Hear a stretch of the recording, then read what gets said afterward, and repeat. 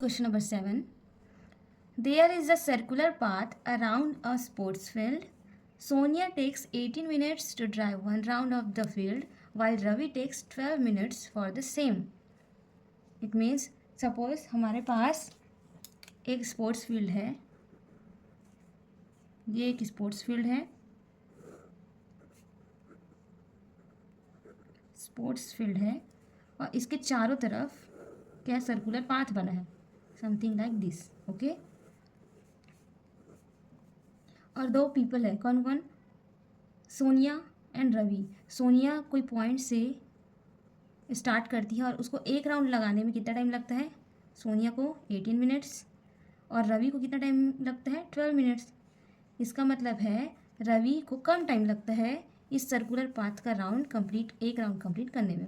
Suppose they both start at the same point. Suppose वो दोनों यहाँ कहीं इस पॉइंट से सेम डायरेक्शन में, सोनिया और रवि दोनों same point and at the same time go in the same direction, इसी डायरेक्शन सेम डायरेक्शन में वो चलना स्टार्ट करते हैं।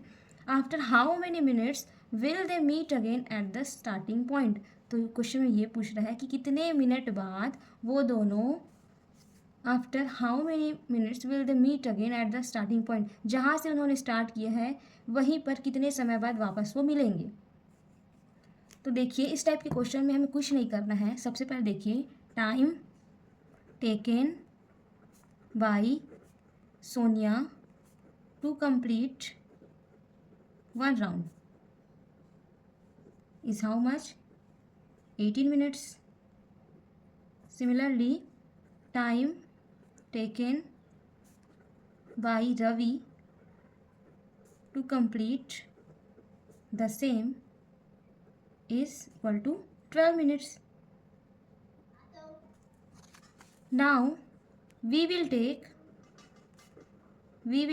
LCM of time taken by both. Time taken by both, that is LCM of 18 and 12. तो क्या हो जाएगा? 12 इज इक्वल टू, हम क्या लिख सकते हैं? 2 इंटू 2 इंटू 3। 18 को क्या लिख सकते हैं? 2 इंटू 2, 2 इंटू 3 इंटू 3। 2 3 ज़ा 6, 6 3 ज़ा 18। तो इसको और क्या लिख सकते हैं? 2 का स्क्वायर इंटू 3। ये क्या हो जाएगा? 2 इंटू 3 का स्क्वायर। अब हम क्या करेंगे? LCM of 18 and 12।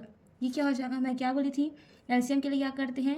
देखिए यहाँ 2 है, यहाँ 2 है, तो हम 2 के क्या लेंगे? हाईएस्ट पावर को लेंगे। यहाँ पे 1 पावर है 2 का, यहाँ पे 2 पावर है, तो हम 2 वाले पावर को लेंगे। सिमिलरली 3 में देखिए, 3 का यहाँ पे 1 पावर है, यहाँ पे 2 पावर है, तो इसमें हाईएस्ट कौन सा है? 2, तो हम क्या लेंगे? 3 टू द पावर 2। तो ये क्या हो जाएगा? 3 2 ज़ा 2 2 ज़ा 4 एंड 3 3 ज़ा 9। तो ये क्या हो गया? 36। अब देखिए यहाँ पे ये मिनट्स है, तो ये भी क्या है? 36 मिनट्स। इट मीन्स क्या लिख सकते हैं? They 36 minutes, so they will meet again after 36 minutes. This is your answer. आज हम एक्सरसाइज 1.1 का क्वेश्चन नंबर 6 देखेंगे। क्वेश्चन नंबर 6 है, explain why these and these are composite numbers. यहाँ पे जो दो नंबर्स दिए हैं, इस फॉर्म में दिए हैं, वो कंपोजिट नंबर्स हैं। ये आपको क्या करना है? एक्सप्लेन करना है कि कंपोजिट नंबर्स कैसे हैं। तो सबसे पहले देखिए आपको क्या दिया है? 7 मल्टीप्लाई 11 मल्टीप्लाई 13 प्लस 13। ठीक है, तो सबसे पहले हम ये देखते हैं कि प्राइम नंबर्स और कंपोजिट नंबर्स क्या होते हैं। Prime numbers are those numbers having exactly 2 factors. अब ये 2 फैक्टर्स कौन कौन से हैं?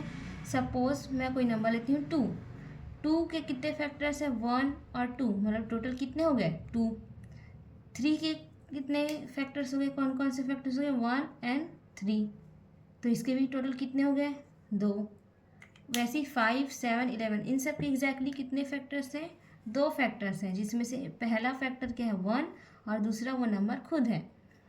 उसी प्रकार composite numbers are those numbers having more than 2 factors. 2 factors होने से तो वो प्राइम नंबर हो जाएगा, और मोर देन 2 फैक्टर्स है तो वो क्या होगा? आपका कंपोजिट नंबर। तो सपोज हम लेते हैं 6। 6 का कौन कौन सा फैक्टर है? 1 2, 3 and 6. So how many factors are there in 6? There is 4 factors. So this 6 is composite number. तो चलिए सॉल्व करते हैं इसको. हमें सबसे पहले क्या दिया है 7 मल्टीप्लाई 11 मल्टीप्लाई 13 प्लस 13. यहाँ पे देखिए पहला पद है, ये दूसरा है. दोनों में से मैंने 13 को कॉमन निकाल दिया. 13 कॉमन निकालने से यहाँ पे 13 निकल गया, तो यही बचा 7 मल्टीप्लाई 11 देन प्लस इसमें से 13 निकला तो क्या बचा 1, क्योंकि 13 मल्टीप्लाई 1 करने से 13 आएगा. अब देखिए 13 मल्टीप्लाई 7 इंटू 11, 11 7 जो 77 प्लस 1. Again 13 multiply 77 plus 1 78. अब इसको मैं 1 के फॉर्म में कैसे लिख सकती हूँ 1 मल्टीप्लाई 13 मल्टीप्लाई 78. तो यहाँ पे देखिए 1 2 3 कितने फैक्टर्स हो रहे हैं 3 factors. So that's why this is a composite number. Similarly हम इसको देखते हैं. क्या है हमारे पास 7 multiply 6 multiply 5 multiply 4 multiply 3 multiply 2 multiply 1 plus 5. अब यहाँ देखिए ये 5 है, यहाँ 5 है, तो दोनों टर्म में से मैंने 5 कॉमन निकला. तो जो बाकी बचा है उसको एज इट इज़ लिख दीजिए. यहाँ पे 5 हटाकर जो बचा है उसको लिखिए. तो 7 into 6 into 4 into 3 into 2 into 1 plus यहाँ पे 5 निकल गया तो क्या बचेगा 1. अब देखिए इस पूरे को मल्टीप्लाई करते हैं बारी बारी से. तो आप छोटे नंबर्स को जब मल्टीप्लाई करेंगे तो क्या आ जाएगा 4 इंटू 3 12, 12 टू जा 24, तो 24 और प्लस 1 इंटू 6 इंटू 7. अब इस पूरे को मल्टीप्लाई करेंगे तो सबसे पहले देखिए 7 इंटू 6 तो 42 इंटू 24 प्लस 1. तो यहाँ पे देखिए ये भी इसी तरीके से कोई नंबर आएगा तो यहाँ पे मैंने क्या लिख दिया सम नंबर. तो 5 इंटू सम नंबर, और मैं क्या लिख सकती हूँ 1 इंटू 5 इंटू सम नंबर. मतलब यहाँ भी कितने फैक्टर्स दिख रहे हैं 3 फैक्टर्स. तो this is also a composite number. Hence क्या है ये proved. Hence proved. This is your answer.